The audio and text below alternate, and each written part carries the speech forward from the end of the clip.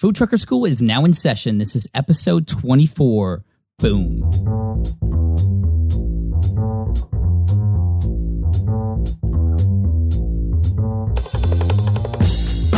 What's up, everybody? Pat Flynn here, your host of Foodtruckr School, and I'm so happy you're here because whether you're just starting your food truck or you've been in the business for a while, you know, we got all the latest updated information to help you take your truck to the next level.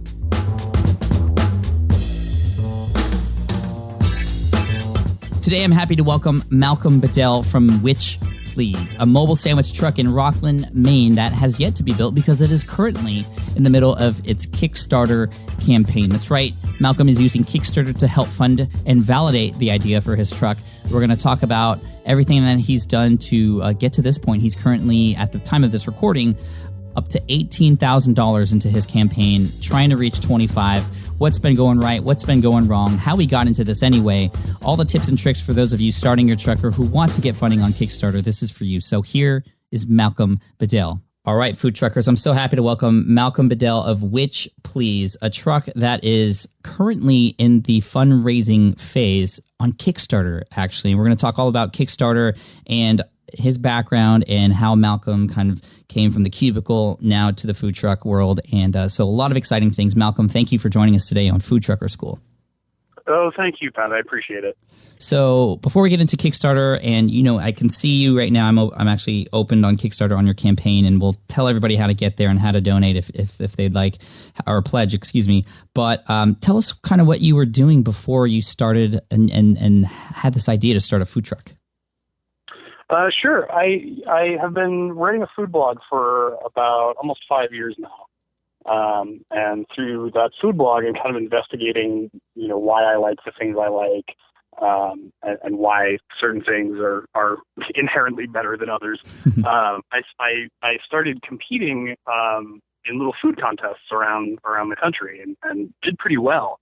So it was kind of this natural transition, I think, to go from obsessing about food and writing about food and photographing food, to having the desire to start making it and jumping into that world with both feet.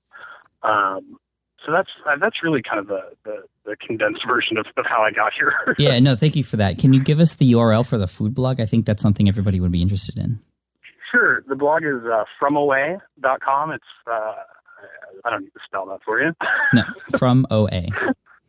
Fromaway.com. Yeah, it's a term that people in Maine use to describe anyone that's not from there.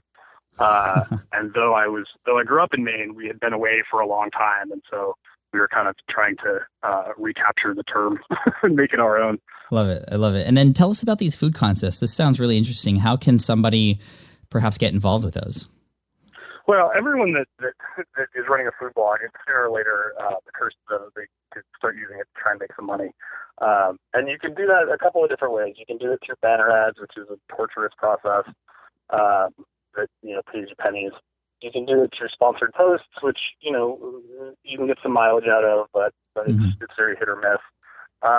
What we discovered is after we had this back catalog of recipes and good photos, we found that the theory was that a company like, say, Pillsbury or Nestle will put together these huge contests with these big prizes, and I had this kind of gut feeling that they weren't getting a ton of entries. So I thought, well, you know, I've got these recipes developed, I've got these photos that will represent those recipes well for the judges.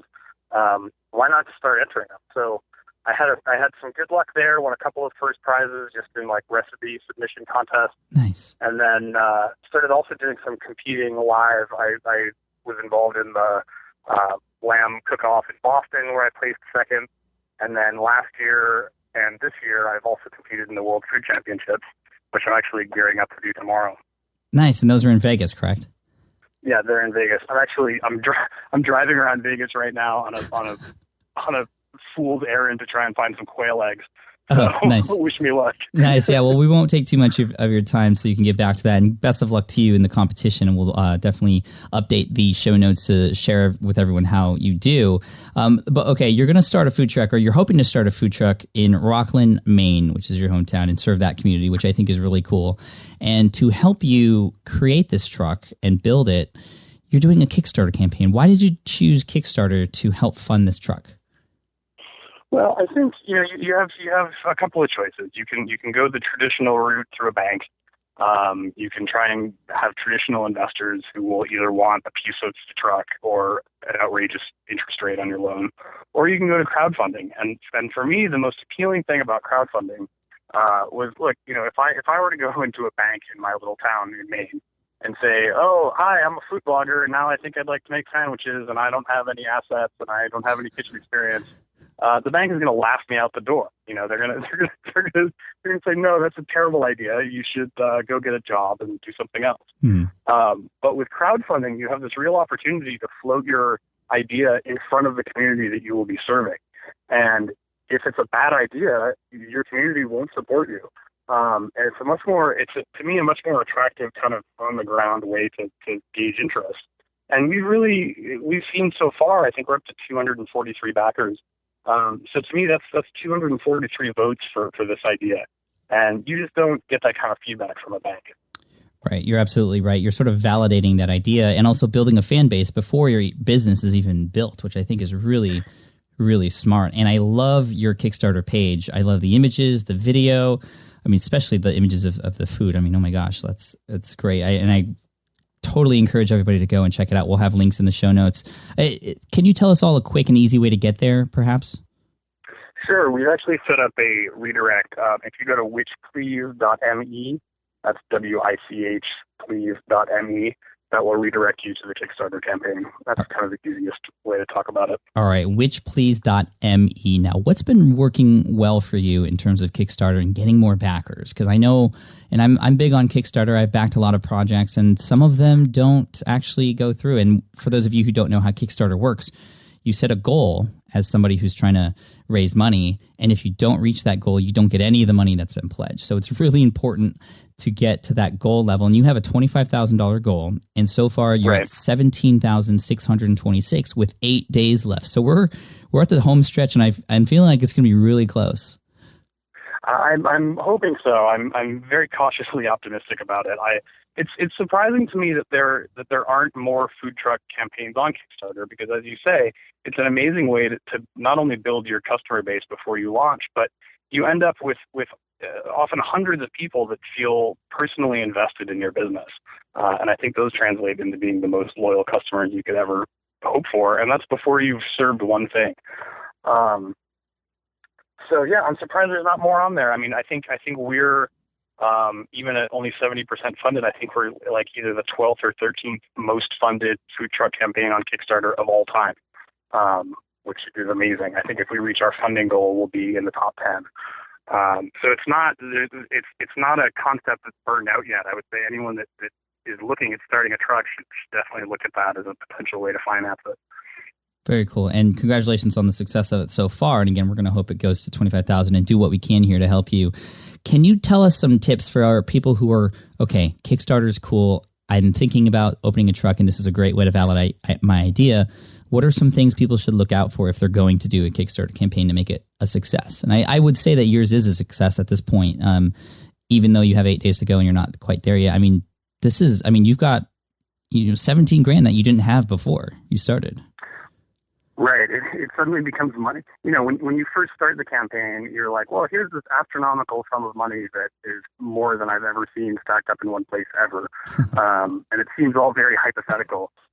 Once you get about halfway through the campaign and you've got $17,000 that you are suddenly stand a chance to lose, the kind of the mood of the campaign shifts. As far as advice on getting a campaign going, I think that it's tough to say because every campaign is different and every person's kind of personal network is different. I thought, and there's been surprises along the way, I thought that through our food blog, we would have this great vehicle to get our Kickstarter in front of our readers. I thought before this all started, that was going to be our biggest source of backers. I thought that there would be thousands of people, pledging $1 or $5. And that hasn't really been the case. That hasn't been our strongest source of traffic. I've heard people talk about jumping on Twitter and being relentless on Twitter. We haven't had a ton of success there. The best thing we've done, honestly, is is write to every single person privately on Facebook a personalized message. It'll take a few hours to go through your entire friends list, and just be honest. Don't try and sell. Don't try and talk about the business as something that already exists. Reach out to your friends and family and just explain your dream and why you have it and what your motivations are. And that's where we've really found the most backers is through our personal network.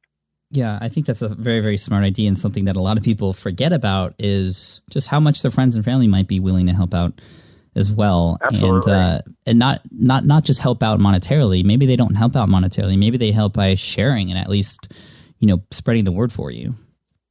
I mean, the first day our campaign went live, it was a little embarrassing because I chose a super geeky picture of myself to put on the Kickstarter cover photo. Uh-huh. And so, like, everyone I knew on Facebook shared the campaign. And so poor Facebook was just a wall of this dorky photo of me. And it was just all you saw. But it was amazing. I had all these foot soldiers out there just spreading the word. And that's been remarkable. I mean, don't underestimate what the people who love you are willing to do for you, because it's really surprising. It's really amazing. I love that. Now, for those of you who aren't, again, familiar with Kickstarter, as somebody who's starting a campaign to raise money for something, you get to offer people who back some prizes and some gifts and you can give bigger gifts the more they pledge. Can you talk a little bit about what kind of you're giving away to help with your food truck? I think this would be really helpful for other food truck owners out there who are looking to explore Kickstarter. And kind of how did you just kind of like, how did you determine what to give away at what level? Sure. That's something we tried to approach kind of creatively, because I think one of the dangers of Kickstarter is that you give away too much. I think that, look, we'd all love to be able to ask people for $10 and then give them a T-shirt and a bumper sticker and a personalized notebook and a keychain and all that stuff. But the trouble with that approach is that if you're not careful, you end up in the Kickstarter reward production business. If this campaign is successful, the last thing I want to do is be spending all of my time designing T-shirts. I want to get my truck going. Right. And so you have to really carefully balance, giving people a great value for their backing, while not putting too much hard merchandise together. In our case, we were fortunate enough to have a cookbook and travel guide in Maine published this year. So that's something that we're giving away. We are doing a couple of bumper stickers. We're doing a lunchbox but on a limited run. We're only doing 50 of them. Mostly we're trying to give away as rewards the product of the business, which is sandwiches. So that's something you'll see at almost every level. Mm-hmm. It doesn't have quite the appeal for people that may not be in your neighborhood. And so you need to try and find a way to balance rewards that will be attractive to people who are there. But you also need to try and find some rewards that will be attractive to someone that's in the middle of Indiana that may never, ever set foot near your truck, So we tried to do that too, offer some things that were, more hard merchandise. And then just started calling in favors. I have a really good tattoo artist friend that did our limited edition T-shirt design for free.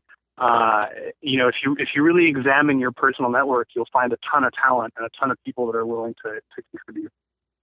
Yeah, I highly agree with that. And just because I'm again familiar with Kickstarter, you always have like the okay, if you just pledged $1, you can get a few people, and you don't necessarily give them anything, or maybe just like a shout out on Twitter or something. So that's like at the one extreme. Right. Then you have stuff in between. I see that you're giving away T-shirts, and there's like different levels, and you actually name the levels, which I think is really smart too. So there's founder level, there's like lunchbox level, and I think the lunchbox is actually a really great idea.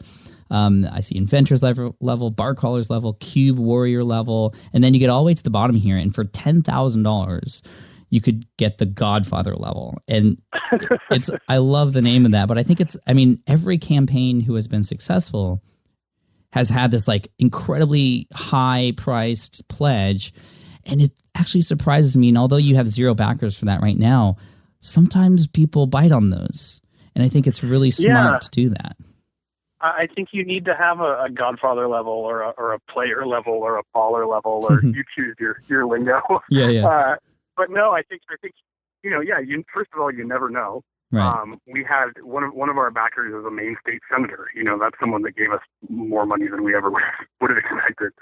We have a congresswoman that's a backer. We have Yancey, the CEO of Kickstarter, was a backer. So you just never know. I mean, there's kind of two things. Maybe someone will go for that level, but then the other thing is that level, purely by virtue of existing, kind of makes the other level seem more attainable. Mm-hmm. The idea is that someone looks at that and goes, "Well, geez, I don't have $10,000, but I can probably squeeze 200 together." Right. And so I think that's a motivator too. That's very cool. And kind of go back into the whole process of Kickstarter anyway.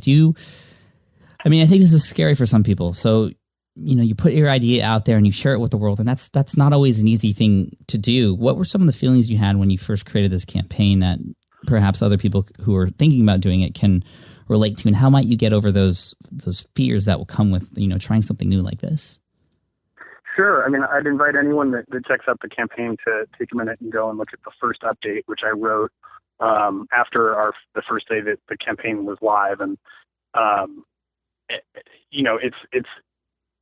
it's an explanation of all of those feelings. I think that this is a terrifying process. In my case, the idea of getting a truck going is something that's been rattling around in my brain for years. And to actually go through the process of putting all of your ideas and thoughts and motivations down on paper, really starting to try and flesh them out, and then inviting public comment on that idea, particularly from the people that you're closest to, is really scary. Mm-hmm. My biggest fear when I put this together was that I would, I spent about a month shooting the video and getting the graphics together and planning the rewards. And my biggest fear was that I would go through all that, put it out there, and it would just be met with crickets, Right. Instead, in our first day, we raised $8,000, and I thought, well, maybe there's something to this. And so then all of that fear you had turns into this unbelievable glee. I was so excited by the end of day one that the whole thing was really worth it. That's really cool. And I noticed that you have a badge here on your image for the video. It says Kickstarter staff pick. So you actually got picked by Kickstarter. They don't just do that for everybody. Is that just kind of a random thing that happens, and it gives you a little bit more exposure? But did they ask you about that, or did it kind of just happen? No, it just kind of happened, and they don't even send you any kind of notification or anything. It just goes out on Twitter. Oh, that's crazy. And it's crazy. But it's another it's another huge endorsement, and the CEO backing us personally was a huge endorsement. I mean, apparently the people at Kickstarter like the way we're using their platform. Yeah, that's cool. And so if they would put us in their newsletter, it would be a big help. Yeah, that's I hear is the ultimate in terms of the support from Kickstarter itself. But that's really cool. Kickstarter staff pick. I'll recommend you to go to wichplease.me. That'll redirect you. That's WICH please.me. That'll redirect you to the page so you can kind of get a feel for the structure and the campaign and the pledges. And before we finish up here, I was just, again, looking on your page, Malcolm, and the images are just fantastic, especially, all the food images. You said you do food photography, is that right? Yeah, it's all completely self-taught, and I certainly could be a lot better. The food blog photography skill level has gone through the roof. Oh, sure. everyone's collectively gotten really, really good. For the super beginner cook who's getting into their food truck world, who is not a photographer, what's one tip you could give us to just help our images of our food look really good? Natural light. I know it's tough in the wintertime, but you've got to turn off your overhead lights and you've got to turn off your flash. If you just take a picture of your food near a window, that will be 100% better than a photo that you take, at the coffee table in your living room with the blinds drawn. That's the biggest thing. If you can get rid of shadow and use natural light whenever you can, that's your one step. It's your one step tip. Yeah, I love that. And this Frito pie is just killing me right now. I want it so bad. Thank you for that tip. And just before we close up here, I will say that I just refreshed your campaign and I see it was at 17,626. It's now at 18,126. Oh, that's awesome. So, we're 7K away. You're 7K away, and I was happy to help out by giving you a $500 backing just now as we were talking. So, what? That's crazy. Thank you, Pat. That's awesome. No problem. So, the least I can do for you helping out, and not just me, but everybody else out there listening. And I hopefully this encourages people to go and at least check out the page. You don't necessarily have to pledge, but just see what he's offering, and especially if you're just starting out, use this as inspiration for you and your truck as well. So, Malcolm, thank you so much for joining us today. WichPlease.me, is that the place to go? That's the place to go. All right. Thanks, Malcolm. We appreciate you. Good luck. Thank you so much. I appreciate your time. All right. I hope you enjoyed that interview with Malcolm Bedell from Wich Please. You can check him and his Kickstarter campaign out at wichplease.me. That's WICH please.me. And if you're listening to this far in the future, currently at the time of this going live is November 14, and there's just a couple days left in his Kickstarter campaign, so you can pledge if you'd like. But if you're listening in the far distant future, you can actually still go to that page, wichplease.me, and see how he did, see if he reached his goal, and see what he's up to now. So you can check it out again, wichplease.me. Thank you so much for listening. Thanks to Malcolm for his information, wisdom, and best of luck to him and everybody else out there who's starting a Kickstarter campaign. And if you're starting your food truck or want to start a food truck on the right foot or the right wheel, make sure you head to foodtruckr.com/book to get our book, How to Start a Food Truck, the Definitive Guide. There's some information about Kickstarter in there as well. Awesome. Take care. Thanks so much. And we'll see you in the next episode of Foodtruckr School.